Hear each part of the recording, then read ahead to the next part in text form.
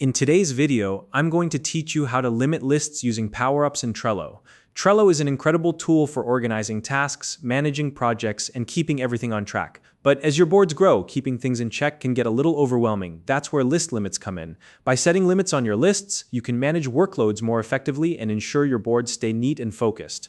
Let's dive in, and I'll walk you through the step-by-step process to set this up. First, open your Trello board where you'd like to set a list limit. Now look towards the top right corner of your screen. You'll notice a small rocket ship icon. Go ahead and click on that icon to open the Powerups menu. Powerups are features that extend the functionality of your Trello boards, and for this tutorial, we'll be activating a specific one. Once the Powerups menu is open, click the option that says Add Powerups. This will take you to a search screen where you can find the powerup we'll need. In the search box, type List Limits by Trello. That's List Limits by Trello. You should see it appear as a result shortly after. When you do, look for the Add button next to it and click on it. This will activate the powerup on your board, enabling you to set list limits.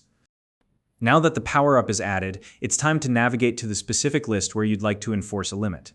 Once you've found the list, look at the top right corner of the list itself. You'll see an icon that looks like 3 dots stacked vertically. Click on it to open the List Settings menu. In the menu that opens, select the option that says Set List Limit. This is where the magic happens. A small input box will appear, allowing you to enter the maximum number of cards you want for this list. Simply type in your desired number. For example, if you want to limit the list to 10 cards, type in 10. Once you've entered the number, click the Save button to confirm your changes. After saving, take a look at the top of your list. You'll see a counter displayed there. This counter will show you the current number of cards in the list alongside the total limit you've just set.